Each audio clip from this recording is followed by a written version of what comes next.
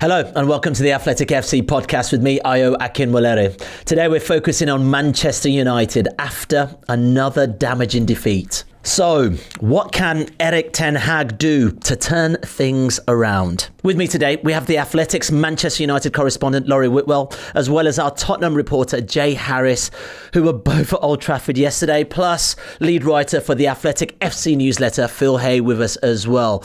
Laurie, I think we need to go to you first. Bit of a lacklustre performance, really, for Manchester United. And I guess even more damning a little bit because that's two home defeats from, I guess, bigger teams or decent teams at 3-0 in terms of the way they lost that match. Talk to me about your feelings after that match and sort of the feelings of Manchester United fans after that match in particular. Yeah, I feel like the mood will be despondency because, as you touched on there, Liverpool came to Old Trafford, won 3-0. That was the previous Premier League home game, so there's been a few matches in between. But yeah, consecutive 3-0 defeats at home is a bad look, and it was the manner of the performance as well. The first half in particular, one of the worst I can remember from a Manchester United team in terms of them not being at it, not being aggressive enough, not being organised enough. Tottenham were able to pick them apart at will, it felt like. You know, they had a couple of chances and maybe Garnacho doesn't hit the post, maybe Xerxes manages to avoid Vicario getting a hand down for his finish. But the overall momentum of the game is so much in Spurs' favour that you're just thinking, this is a really damaging position to be in from a United perspective. And so the fans, I think they tried to stay with them. And certainly in the second half, they showed a little bit of spirit, 10 men, that kind of idea of, right, we're up against it, let's stick together. And, they had a few moments in the box where the ball maybe, went close. Casemiro had a shot, didn't he? But then at the end, it's 3-0. It's another defeat. And it continues a theme, certainly in the Premier League, where the results and performances haven't been there for a good period now. We are talking sort of a week after they put in a very good first half performance at Crystal Palace, but still didn't score, and it was 0-0 ultimately.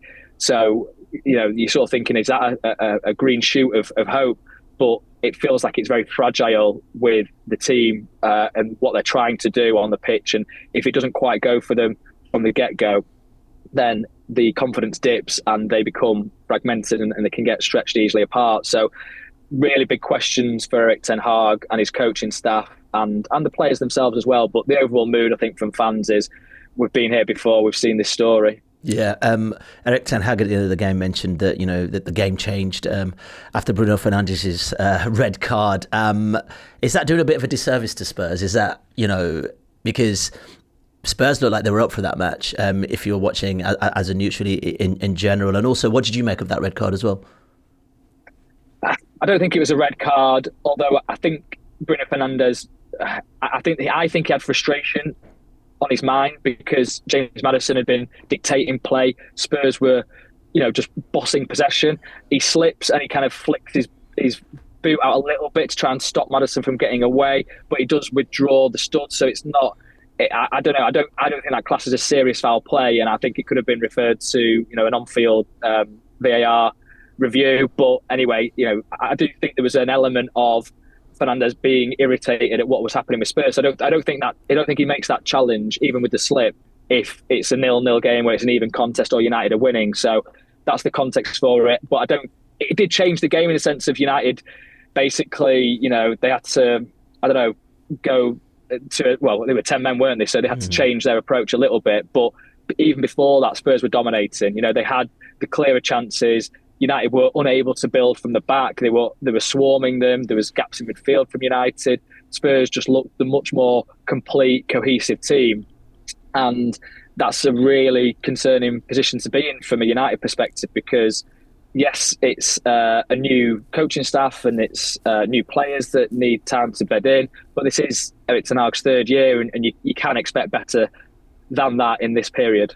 Yeah, Jay, I didn't catch the opening of that match, and I just got a text on my phone from a mate who's a Spurs fan saying, "Mickey van der Ven, you beauty." I watched that back, and were you surprised watching that and how easily he was able to just plough through Manchester United? defence and also, the attack as well. He basically went from one side of the pitch to the other. But fundamentally, was that Spurs at their best or United at their worst? Yeah, if I'm being brutally honest, I wasn't surprised by it because Man United are a mixed bag. There's times where they play reasonably well, like against Crystal Palace, which Laurie mentioned. And there's games like yesterday where they're just abysmal. I think what we saw from Tottenham yesterday was they carried out Postecoglou's philosophy perfectly in and out of possession. So we know that they try to be very brave playing out from the back, and I think they did quite well to sort of bait United's press, although it was quite a disjointed press. And then when they were out of possession, again, as Laurie mentioned, they were just all over United's defenders. And it was Manuel Ugarte's first Premier League start. And he's probably having nightmares about Dominic Solanke, Dejan Kulusevski, James Maddison chasing him, because it felt like every time Ugarte got the ball, it took him 5 seconds to control it. And then before you knew it, Solanke was pinching it off his toes or whoever it was. So the intensity that Spurs played with just completely rattled Man United. They didn't know what to do. And with Van de Ven, it's the second time he's done that this season. And I think from a United perspective, what's so concerning is that everybody sort of looks at him and goes, I'm not getting in the way of that. Like, I think Van de Ven's 6'4", he's barreling at the speed. He's like a high speed train, right? People are looking at that thinking, if I go anywhere near him, I'm bouncing right off. But he gets past 3 or 4 players, gets to the touchline, and it's so simple. No one actually really puts in a challenge on him. And I think what's even worse is that Van de Ven after the game spoke about, I knew if there was space that I could just absolutely charge into it. So if that structural failing has already been identified, that's quite damning. That's not something that's just happened in the spur of a moment in a game. It's something that's been thought about before kickoff. Phil, I don't know if you managed to catch the game, but you think about the remarks Christian Eriksen made midweek after the FC Twente draw, and he was talking about the fact that the visiting team wanted it more than the Man United players. Yet again, we're back at Old Trafford again. The visiting team looked like they wanted it more than Man United. Should United fans be worried about that? Not only that, I don't think. I mean, you mentioned the Twente game. In a lot of respects, their equaliser and their goal was the same problem as the Van de Ven run. In that it is so easy to run through the defensive lines of Manchester United. And I think one of the problems with Ten Hag at the moment and his team is that you can't see what he's obviously good at. Tactically, they look like a mess too often.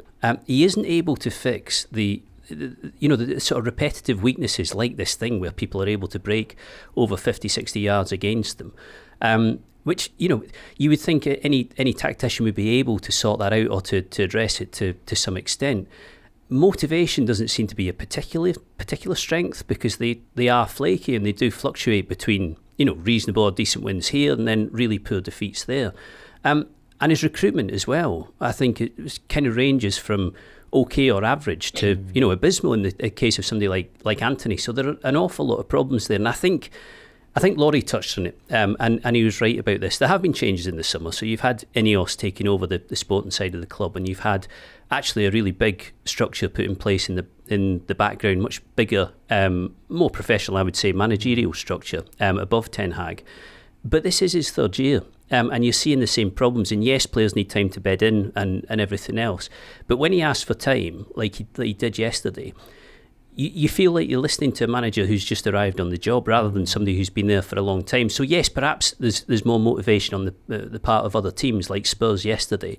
But the big picture, the whole thing is pretty damning. Yeah. Can I just say something quickly? Because this is just reminding me that 2 years ago, when I was covering Brentford, Man United, I think it was Ten Hag's second game, lost 4-0 at Brentford. And one of the big issues they had that day was they just couldn't play out from the back. Now, De Gea was in goal. It was a slightly different thing. But the same issues that game are the exact same issues I saw yesterday. So absolutely nothing's changed in 2 years. There's been no progress despite the investment. So that in itself is pretty damning, right? Yeah, I mean, Laurie, Phil talks about recruitment. Ugarte is another one that's been brought in from PSG. Based on all the things we're talking about, is there a lot of pressure on someone's shoulders to come in and then be asked to be, the saviour of Manchester United's midfield issues? Like, this is a player that's still getting acclimatised to the Premier League. Yeah, and it's structural, right? So in an ideal world, it's a midfielder coming into an organisation that he can slot into, and it's not all incumbent on him to produce these kind of otherworldly midfield displays where he's all action and doing everything. And clearly we saw against Spurs that's not the kind of player he is anyway. I think he will need time, it seems to me, to get up to speed with Premier League athleticism. I mean, you touched on there, Jay, Mickey van der Ven's run. Ugarte actually has a sort of lead on him, in terms of his position on the pitch. Can't get close to him. And okay, Van der Ven's at full speed and he's a very quick defender. And I think that actually really disheartened Alejandro Garnacho a couple of times on counter-attacks, where Garnacho, you'd think, as a quick winger, has got the advantage on the defender. He just came across and swept it up. So United didn't even have that pressure release, I suppose. But Ugarte in that situation, a lot to be found wanting there. And United have had this issue for several years, really, where they've been looking for a midfielder or a combination of midfielders that can really dominate a midfield game in the Premier League. And it's not. We saw yesterday against Spurs, it's not there, and you've got Bentancur basically as the only, I guess, holding midfielder for Spurs. Yet they were able to dominate because they had technical players playing at good intensity high up the pitch. The Ugarte one, I mean, he's tried to sort of incorporate him, hasn't he, sort of slowly. He didn't start the first couple of games that he was available for, and this was his litmus test.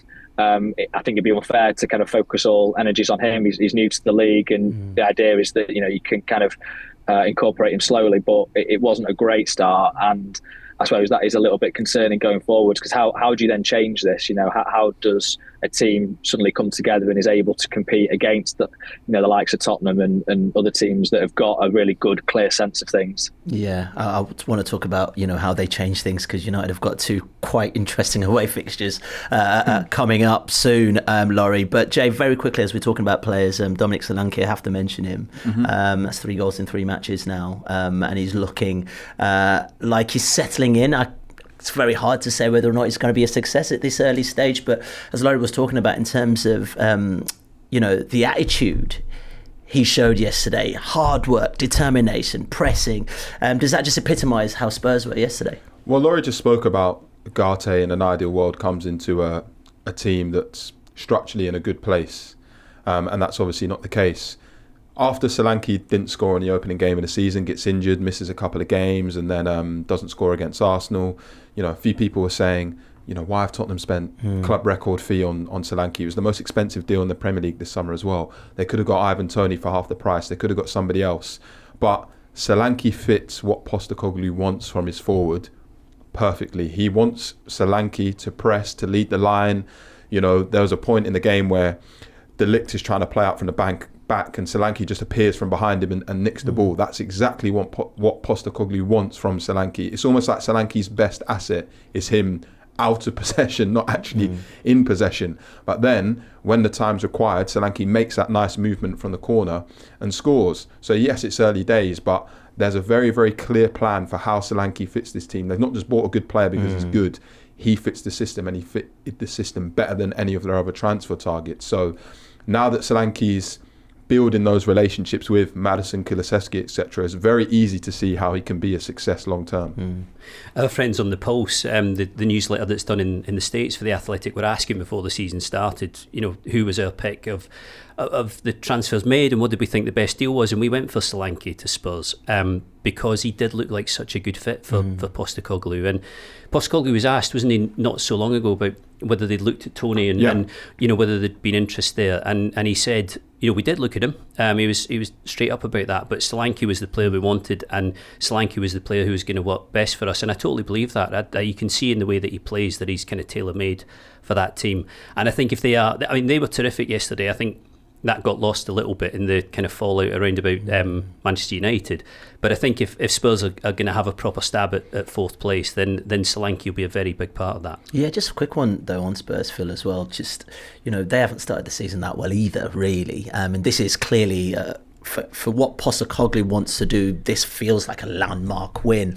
But also, Tottenham have been like this, undulating several times. I mean, do they have to be a little cautious, because next matches, things could also fall as sour? If you think about the Coventry game, for instance, it almost looked like it wasn't that great for Postecoglou. No, absolutely, and they did labour through the Arsenal game, which is obviously the sort of benchmark that they're going to be judged on, given what they're looking for in the league. I think it would. I know Postecoglou was saying last season that he wasn't using fourth place as much of a measuring stick for how well Spurs were playing. But the fact is that is what everybody in the Premier League is looking for, aside from the title, is Champions League qualification, and that won't be any different at boardroom level for Tottenham.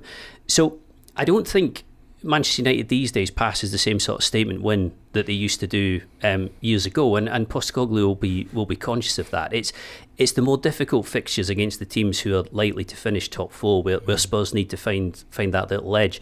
But I think Postecoglou will be pretty happy that they've managed to just stem the tide of negativity there, because it wasn't like it was rising rapidly, but he was getting a bit tetchy and it was all getting a bit fraught towards the end of last season. I was kind of saying it was like family wedding where it's 3 a.m. and everybody's had fun but need to go to bed before it ends in a massive brawl. So he needed a good season this season, and I think they can have a good season, Tottenham, but it didn't start as he would have wanted, and I think that on Sunday just calms things down again, because they did look like a very good team. Well, it's the first time Tottenham have beaten a traditional Big Six team away from home under Postecoglou, and if I've got this right, it's the first time since March that they've beaten a team that finished in the top half of the Premier League last season, and that was Aston Villa 4-0. So the week after they beat Aston Villa, they lost to Fulham. So that's like a bit of a cautionary tale that you've hit that height. Now the key is making sure that you keep that consistency. Okay. Let's move on. Because, Laurie, you reported earlier this week that Manchester United Chief Executive Omar Berrada has told staff that the aim is to win the Premier League title in 2028 for the 150th anniversary of the club becoming formed. Is that ambitious, or just more of a nail into the fact that, I mean, you have to turn this around very quickly at Manchester United, Laurie? It was interesting seeing the comments in reaction to the story, because you had some people saying pie in the sky stuff, you're dreaming, like what kind of ridiculous statement is this? And others saying, oh right, so you're writing off the next 3 seasons then? Like, that's not the kind of approach we want to be taking. So I think you're in a little bit of a difficult position as a chief executive. You're trying to inspire people to future years and success to come. I think the point of the 150th anniversary, it was something that Sir Jim Ratcliffe raised when he first took over at United. So, 1 second. Oh, forgive me. It was something that Sir Jim Ratcliffe raised when he first took over at United, in a way of saying, we don't want it to be 10 years, from now that we're challenging for the title. It'd be nice if something could coincide with the 150th anniversary of us being formed, 1878. Now, it's easy to say that, isn't it? Find a milestone, let's attach some significance to it. It's just a number, really, but I think maybe it might help galvanise people to a point in future that they're working towards. But there's obviously more substantial stuff behind the scenes than that. You can't just say this and hope that it comes to fruition. You've got to go and actually put the building blocks in place, and clearly, to start with, the whole setup right now is going to be something that they're going to be investigating and asking serious questions about. They already did this at the end of last season, where they scoured the market in terms of another manager. They ultimately decided to stick with Ten Hag, change a few things around him, such as the coaching staff, which he decided, the identities of the people that were coming in were very much him. He also had a lot of influence on the signings that came in. There were certainly, probably recruits that the club were keen to get, and Ten Hag was on board with, and then vice versa. But equally, it's something that he's been integral to. So, they now have these kind of questions again so soon. It's not ideal, but the emphasis from Berrada in this staff meeting was to try and go to a macro level and paint a picture of future. And I think that's what you need to do as a leader. I think his communication so far to staff has been good. The fact that he's fronting up in this way, and also he's got more of a football leaning than Richard Arnold had when he came from the commercial side of things, and having that connection between the business and the football side of the club is really important, because football has to be first at United. Everything else will follow from that. If they get the football right on the pitch and they win things, then the sponsorships will come in and the revenue will rise. That's how they became this behemoth in the first place, because they won all the trophies. So, and I think having him there, he's coming across well so far from what I can see and what people say, but it is early days. You've got Dan Ashworth that only started at the start of July, Christopher Vavell, who's interim director of recruitment, You've got Jason Wilcox, who's technical director only, came in April. So these are all kind of fresh roles. The only thing is, I think people will want to see signs of encouragement early on so that they can think ahead to that 150th anniversary with some sense of encouragement. I think, to be fair to Berrada, like you said, it was in a staff meeting, and obviously everything leaks from everywhere these days, but it wasn't as if he was on TikTok saying 2028 guys, this is it, that's the next part of the show. I'd love to see Berrada on TikTok. Just a little cheeky dance while he's saying it. I do sympathise slightly. I just got to connect with the youth. Yeah, this is a bit like you, Laurie. I just wanted to come back to what you were saying about Ten Hag in the summer, because I wonder if you think that Ineos have made a lame duck of him through the events of the closed season. I followed your reporting all the way through the summer, and you and others said pretty categorically that there was a point at which Ten Hag was going to be sacked, or at least that was the direction of travel. And then it turned out that it wasn't the direction of travel because they looked at other options and they kind of played the field a little bit. And I actually felt quite sorry for Ten Hag when he made that comment saying in the end they found out that they had the best manager here already. It felt a bit humiliating, him having to spin it like that. So I guess the question at the end of all that rambling is, should they just have bitten the bullet before the start of this season, given that the temptation was clearly there? Yeah, it's a very fair question, and I agree with you. I had those concerns as well in terms of Ten Hag being a lame duck. I mean, even at the end of last season, I think that crept into the performances at United, because I think the players expected Erik Ten Hag to leave at the end of the season, and that then means that when you're on the pitch, I mean, certainly that Crystal Palace game, yes, it was a decimated team where you had Casemiro at centre-back and Johnny Evans, who'd played one training session, having to kind of get through it like 30-40% fitness. But that, nevertheless, it was a dreadful performance, and that was the result and display that led the people in charge of the club to think we need to explore alternatives here. And yeah, a lot of people thought that was it, done. But that was always my concern, that okay, you've looked around and you've actually stuck with him. And in that meeting in Ibiza that they had, Erik Ten Hag, from what I'm told, was equally strong with them. It wasn't just okay, we're going to keep you, and he was like, oh, thanks so much. It was actually, well, I've got some points to make to you guys about the organisation of the club and what needs to change there. And I think they listened to that and agreed with him. Certainly that's been the messaging all along, that the manager wasn't the main issue. It was more about the kind of culture around the place and having people in significant roles that could help the first team, produce the best football that they can do.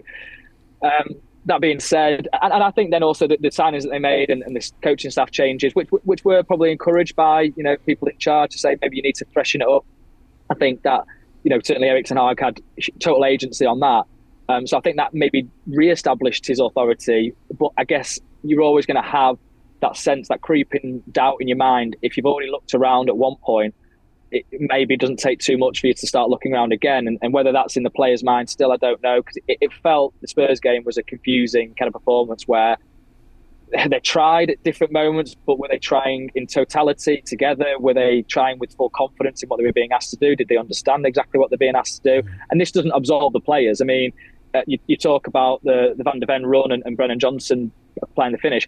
Diogo Dalot in that moment just gives up on tracking Johnson. It's a really ridiculous piece of defending, and he puts his hand up, kind of apologising. It's like, well, that's a bit too late. And Dalot's been a good player for United, certainly last season, the player of the season. So I'm not kind of singling him out specifically, but just those moments in games are happening. How much of that is down to the players themselves not being up to it? How much of that is down to the coaching staff not being able to instruct them? And obviously Erik Ten Hag at the start of all that. So a waffling answer in reply to your waffling question, Phil. But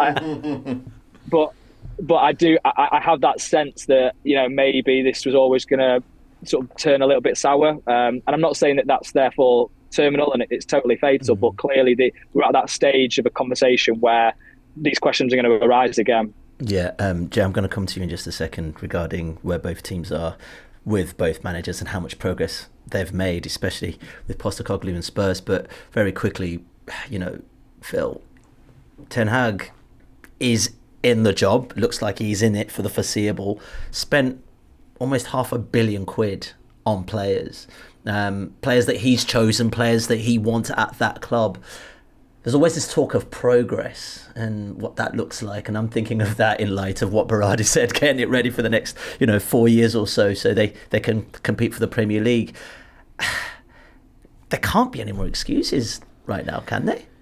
No, they do start to wear thin, and again, to give Ten Hag his due, he was quite. I was reading Laurie's quotes after the game, and he was quite careful not to talk about progress or anything else, because I think he realised that people would just bat that out of the park if he tried.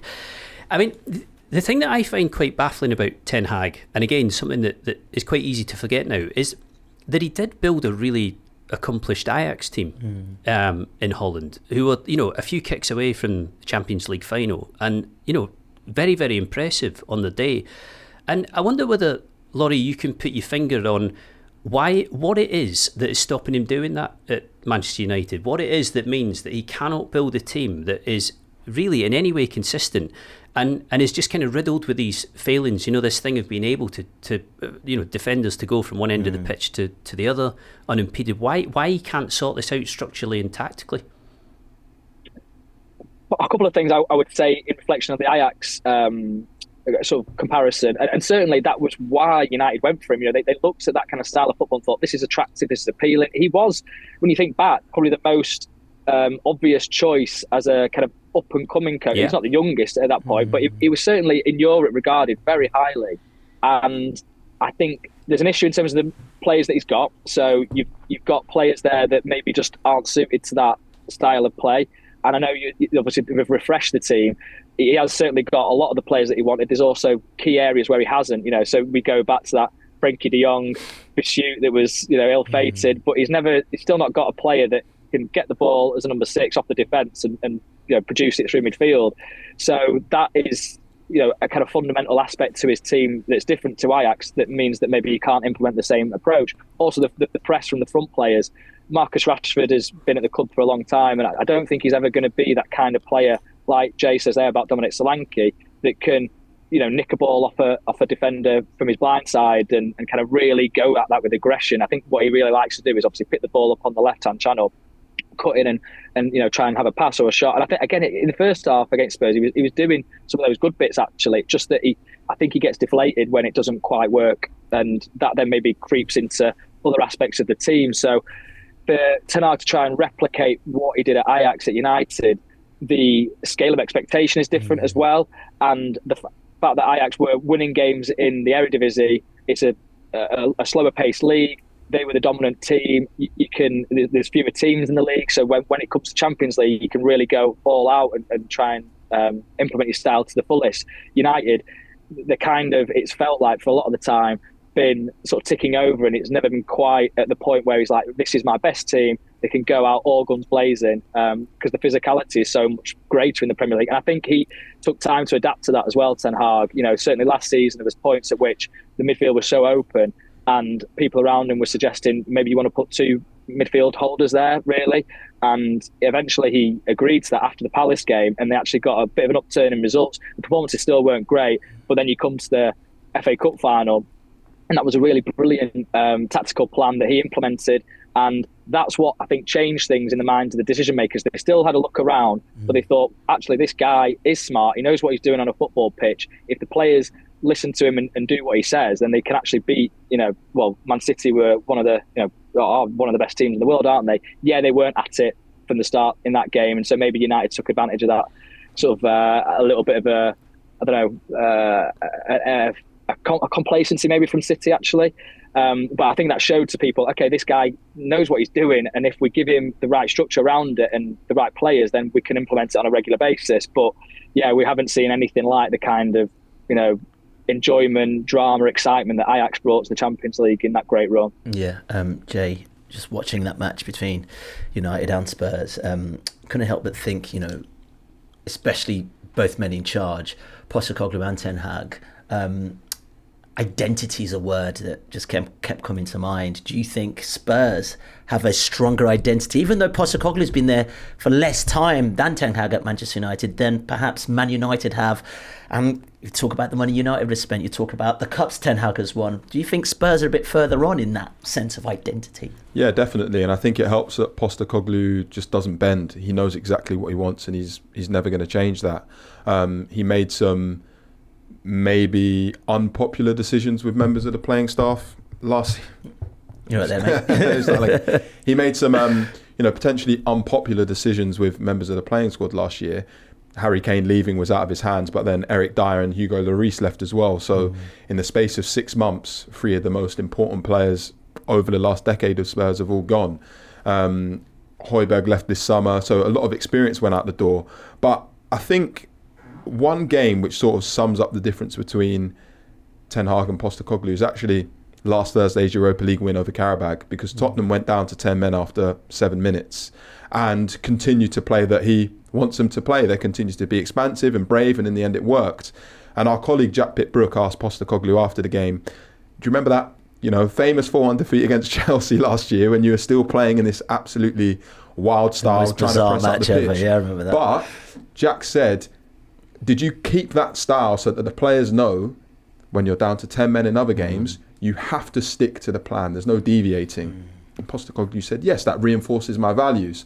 Whereas what Man United have done under Ten Hag is they sort of changed the game plan to sort of get them whatever results needed to stave off the impending doom of Ten Hag potentially getting sacked. I remember when they beat Liverpool, I think in one of Ten Hag's first games, and that sort of felt like a reaction to losing to Brentford and Brighton. So Ten Hag sometimes just muddles through and decides, right, this is what's needed to just get me the 3 points that I need, whereas Postecoglou's always focused on process, and he believes in that process so firmly that it will eventually get the result. Phil, okay. I was just going to say quickly, maybe as well, Laurie's onto something here in the sense that Tottenham needed a centre forward, needed a Postecoglou centre forward, so they went out and they got Solanke, who pretty much fitted the bill perfectly. And Laurie making the point about the number 6 that Ten Hag and Manchester United haven't had. Perhaps the changes in the background, the structural changes, will mean that as they go forward through more windows, that they actually start to target the players that they need, because they have more of a recruitment structure now, and one that is more dependable. So perhaps that is something that will improve. Yeah, Laurie, I just want to have a quick word really in terms of this rebuild. And from an onlooker, I'm worried whether the issue with the rebuild at Manchester United is even more pertinent, because if you think about the real glory days, let's talk about the Sir Alex Ferguson days of Manchester United, the league has changed. There's a lot. We're talking about United going toe-to-toe with Spurs. I would never have said that how many years ago. We're talking about teams like Arsenal having a rebuild. We're talking about Aston Villa having a rebuild. I mean, it just makes it so much more pertinent that this rebuild does work, but also the competition's stiffer, mate. Competition stiffening, and the longer they are out of the Champions League, the more tightened their budgets become. So that obviously was the big theme of this summer, where they had to sell in certain parts to be able to buy. So Ugarte came in late on, so he wasn't available for the first couple of games of the season because they were kind of waiting really to sell Scott McTominay and balance the books that way. So the longer they're out of the Champions League and without the finances there, the more this is going to be a difficult balance in the recruitment department. So Phil's absolutely right that they should be more aggressive in certain ways and sort of lower down the levels of player recruitment that they might go for. They've had a look at the academy side of things right now. So I think they've been certainly more assertive on that front. But it's those kind of signings where you think, can they actually get a gem from somewhere that then grows with the club and is actually a really valuable member? The competition is so fierce, isn't it? And you've got the Premier League money just means that it's a more democratic system, I suppose, where you've got clubs that can compete for the same kind of calibre of player, and they've got smart guys. I mean, I suppose you'd look at the Man City situation, think how much is the case going to impact what they can do in future? But Arsenal look really strong with Mikel Arteta. Liverpool, Arne Slot's gone in there and it's like a glove, isn't it, for him? It seems, just a smooth transition, which we'll see if that continues. But, it's been very impressive to start with. Yeah, and I think the longer that United sort of tread water in this sort of pattern, the more difficult it might be to actually then catch up to these teams. Laurie, you look at United's next 2 away matches, Porto, Aston Villa. If United don't get the result or a bounce back from what we've seen recently, it could be quite tricky for Ten Hag to say that everyone's on the same page. Yeah, it'll certainly test that stance severely, because already it feels like the mood is building one direction, and defeats in the game at Porto and at Aston Villa, which you could well see based on that performance against Tottenham, I think would make the situation close to intolerable. That being said, Ten Hag is correct in what he says about all being on the same page. Certainly, once they've made their decision, the power brokers at United, they wanted to go fully with him. So it wasn't like, dip our toe in and we'll see how it goes. As I say, the signings, the coaching staff changes, the support, the kind of daily dialogue. I was out in LA on pre-season tour, and you have Erik Ten Hag doing his training sessions, and then afterwards speaking to Jason Wilcox, Dan Ashworth, Dave Brailsford, about the session. And I don't think they're saying this is what you should do next, Eric, but I think they are having that conversation with him to ask how it went for him, and just generally how you're feeling around the place, and see what they can do to assist. So that's what I mean about sort of one page, all being together. And certainly in the meeting in Ibiza, as I mentioned, Ten Hag had his own thoughts on what should be improved. So it has been a two-way dialogue between Ten Hag and the new decision makers. That being said, results will dictate things. You can't kind of keep going in a situation where defeat follows defeat. He'll be desperate for a response from his players. And yeah, I think you look at that October international break, there's a sort of sense of, a space there that typically different clubs might make a change.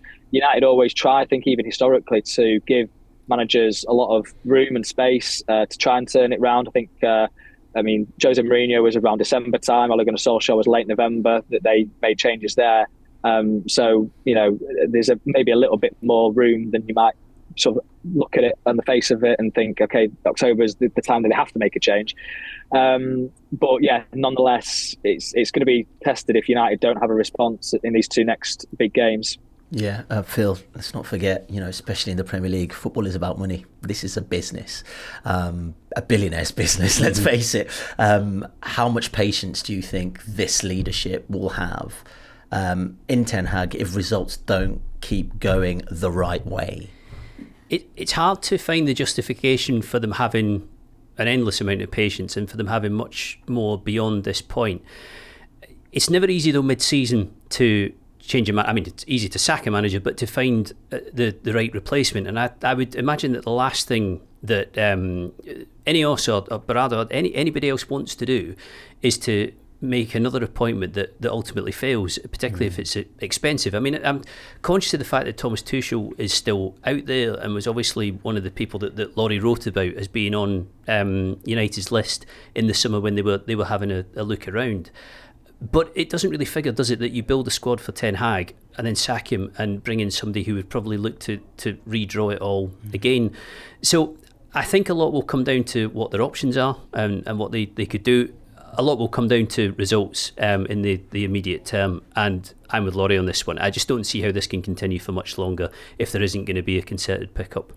It's worth keeping an eye on Man United's next home game, which I think is against Brentford on October the 19th. Of course, how to slip. I was going to say, mate, you've moved on now. No. I say that because I believe that Man United liked the look of Thomas Frank. Yeah.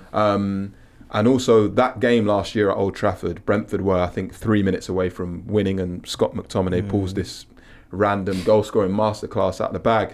But my point is that Thomas Frank, we saw it when Brentford lost to Man City recently, as a manager who's very good at making tactical plans for particular teams. And so you could have a very awkward situation where there's a lot of pressure on Man United to win that game, especially after back-to-back defeats at home. And the hierarchy could be looking at the man who they briefly considered to replace Ten Hag in the summer, potentially make a very awkward afternoon for them. So, I'm just saying it's something to keep an eye on, because if Brentford draw or win that game, people will say, well, there's someone you looked at in the summer, and that's exactly why you looked at replacing him. I'm just trying to, look ahead into the future and use my mystical orb. Well, just to build on Phil's point as well, in terms of sort of Berrada and Ashworth not wanting to make a change, and certainly from my perspective in the last few weeks of of asking these kind of questions. There's no appetite to change. You know, they made the call in the summer. It was a big one. They want to give this time to breathe, and they went on record. They did do the talking ahead of the Liverpool game, and then the quotes came out afterwards. But they backed Ten Hag, basically. You know, it was pretty unequivocal. Now, obviously, football happens and people can change opinions, but to then be in this position a month on, it's not that long a gap. So it would be an awkward look, really, to then, you know, change a manager. And as Phil's touched on there, the options, they looked at all the options in the summer. They decided they weren't, you know, anybody that was ultimately better than Ten Hag in that moment. Whether that's changed now, I don't know, but the options aren't that much different, you know, from what they already looked at. So they're all factors that go into this sort of conversation. You might not have an answer to this, Laurie, but what are the vibes specifically after yesterday? Have you picked up anything in the last 24 hours about how things might have changed or what the feeling is in the boardroom? And also, what was your view of the crowd yesterday? Was it bordering on poisonous or was there a bit of resignation? How was it? Yeah, just picking up on the most recent information, messaging is about calmness, is about, you know, a process-driven strategy, which is certainly, I think that's what you want from a football club, but ultimately it's difficult when there's emotion involved, and, you know, it's hard to stay true to one course of action when things aren't going right on the pitch and it's so visible to everybody, which, yeah, draws into your second point where the fans' reaction is maybe a part of the conversation as well, because I've always been told that they want to make decisions based on what's practically the best solution, but at the same time you do kind of have the fans involved, and you know you got to read the room sometimes, I think. So I mean, that's kind of what they did after the FA Cup final, where Ten Hag's approval rating was like 80%, and you know, to then go and change him at that point felt like a kind of a difficult thing to do. It's different now. I think a lot of fans, even ones that have been very supportive of him, have thought maybe this isn't going to work out. I mean, when Solanke scored the third goal, so it had been a bit of a revival for United at 10 men at 2-0. You know, they kind of tried to play a bit and they got a bit aggressive and they created a couple of chances, and the fans were with them. The fans were kind of on board with it. Solanke scores the third, and you know, it looked like thousands were streaming for the exits, and then that meant that the final end of the game was a kind of apathetic atmosphere. And I mean, the fans and the players and Erik Ten Hag did do a bit of a sort of a walk around the pitch to applaud those who had stayed, and they were applauded back, and there was no vitriol from the stand. So I was at Vicarage Road when United lost 4-1 in Ole Gunnar Solskjaer's last game, and that was quite vicious. You know, Solskjaer was getting it from the away fans, which in hindsight felt, you know, I think some of them maybe regret that. I spoke to a couple that were in the stands that day and they were like, I wish I'd not kind of gone so hard on him then. But it was more, in this scenario, it was more, the fans in the Stretford end were still singing, but it felt a bit more like out of obligation than a real defiance of we're all in this together and we'll show the world that we actually can do this. It felt, a little bit despondent. Yeah, Laurie, you just mentioned the name Ole Gunnar Solskjaer, and I'm sure you've had your eagle ears and eyes on his recent comments of not really taking himself, you know, he's still putting his hat in the ring, to say the least. I mean, how will United fans welcome that based on what we're seeing right now? It was funny, wasn't it? His answer was, I don't like to talk about other jobs, but I'm obviously interested. Which, listen, he's a legend of the club. He always will be, even before he was manager. And, you know, he gave United some really good times. I mean, the amount of times he scored 5 goals under Solskjaer, you know, I think it was into double figures when they hadn't done that under Jose Mourinho, like once and once under David Moyes and never under Louis van Gaal. They hadn't done it under Erik Ten Hag until they beat Barnsley 7-0. So, you know, there is some sort of rose-tinted glasses looking back at what Solskjaer did and some really good moments. Clearly, there was also some really bad moments, as I've just touched on with the Watford game. I think most fans accept that it was a period of time that was nice to try and hope for a club legend coming back and producing the goods as a manager as well. That Europa League defeat on penalties to Villarreal was ultimately terminal for Solskjaer. I think it would have been really nice for him to have a bit of silverware and then maybe give a bit of encouragement that he is a manager that could actually find success at this level. But ultimately, I think a lot of fans will think, you know, you were an incredible player for us. We'll always cherish those memories. You did some really nice stuff as a coach as well, but that time has passed. All right, let's end it there. Laurie, thank you so much for joining us, for giving us United perspective. Phil, good to have you in the studio. And also Jay, cheers for bringing the Spurs perspective as well. Right, let's end it there. And thank you so much for listening to our newly awarded podcast Had to get that in. of the year. The best one in Britain. Thank you so much for joining us. And also thank you so much for your support and all our amazing journalists as well who've joined us on this journey. We'll be back tomorrow. If you want to watch more episodes of the show, please subscribe to the channel. We'll be joined by the likes of David Ornstein, Matt Slater, Adam Crafton, Carl Anker, and plenty more through the season. If you'd like to listen to the episodes in full in audio form, search The Athletic FC wherever you get your podcasts from.